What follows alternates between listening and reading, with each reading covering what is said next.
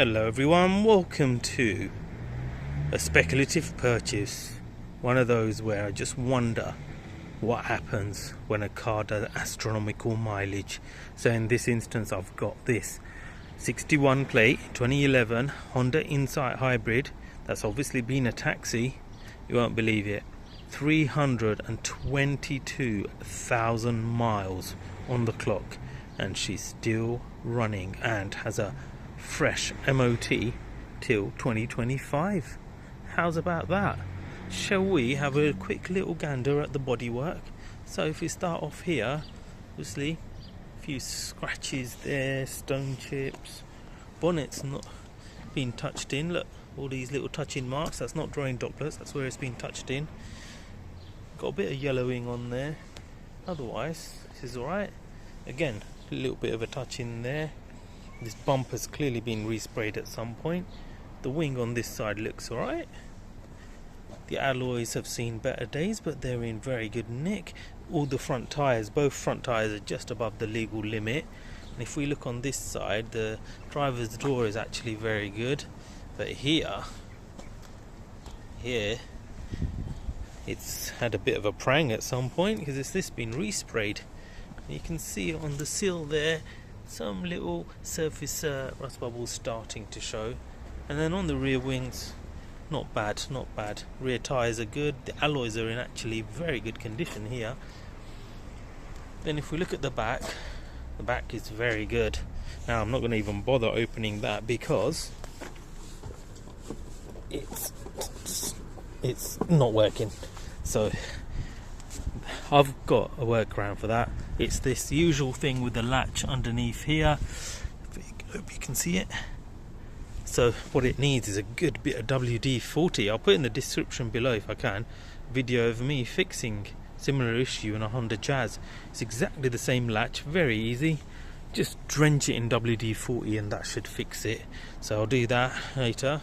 Got a bit of a little tap there, but it's not dented, it's just a bit of a scratch. Rear parking sensors, rear tyres are good, disc pads are good, alloys a bit scuffed up.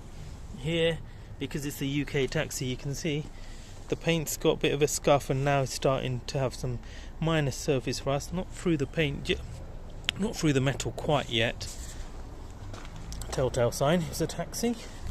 But if we look in here, obviously this is the bit where most of the passengers get in, and you can see by the wear on the rubber there, that's where it's happened. And God blimey, those rear seats could tell a tale or two, couldn't they?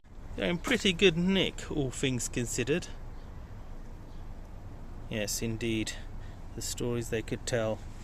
As you can see there, the footwell is a little bit worn where it's had the most passengers in there, and then that side is not too bad. Otherwise it's actually very acceptable. Even the armrest there is okay, and then here you got loads of little, looks like stone chips, but that's actually paint transfer. It should be easy enough. And then the passenger seat here, front passenger seat, hardly got used, as you can see. It's in lovely order. And the driver's seat must have had seat covers on them because they're in relatively good order for what it is.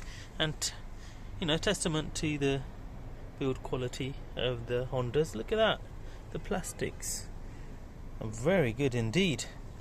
So Jap cars usually have hard plastics, but as you can see, they may be hard plastics, but they're hearty indeed, because they withstand the test of time, and why they're so popular with the cabbies really.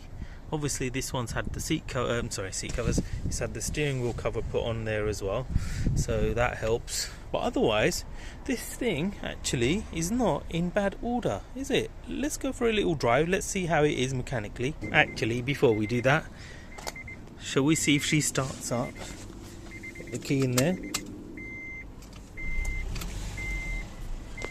First time, look at that. Let's see the mileage is. There you go, 322, 705. No warning lights on there whatsoever. Happy days. And it's got sat nav. heated front seats, not bad. Let's look under the hood, shall we? So under the hood, nothing exciting. It's as expected. You've got a cheap Lion battery from Euro Car Parts. Other than that, those the 1.3 always does this tickety-boo sort of noise there. You hear it? So it's fine. The auxiliary belts aren't totally new, but they'll do for the mileage, you know. And in terms of any leakages, it does look like there's a bit of seepage from the rocker cover gasket there. Other than that, seems alright. Yeah, there's seepage all around the rocker cover, so that's no major thing. That's something easy to do. Other than that, seems alright. I won't pull that up because it might throw the car off, but there you go. Seems not too bad at all. Let's go for a drive. So as we pull off, it's a little bit jerky, but once we've reached around 20 miles an hour, as we have done now, she's nice and smooth. Goes over the humps as to be expected. How's the brakes like? Yeah, brakes are good. Yeah, no undue noises. All the electrics etc. are working. See, again, look, as I'm trying to kick off, I'll pull off. It's a little bit, ooh, yeah, look, ooh, a little bit jerky, and then it's fine. So what that suggests is it's probably the CVT oil needs a upward change, and that should fix it hopefully. And of course the stop-start system on this car is not the best in the world. It makes for a really hesitant ride, makes it a little bit jerky in the best of circumstances, notwithstanding the issues I've already identified with this vehicle. But if any of you know how to cancel the auto stop start on this car, that would really help with the smoothness of the drive. But hey ho, other than that, she seems alright, not bad. So there you have it. She drives not too bad. Yes, a little bit jittery and rough around the edges, but then when you've done the sort of miles this car's done, what do you expect? It's not going to be a showroom fresh, is it?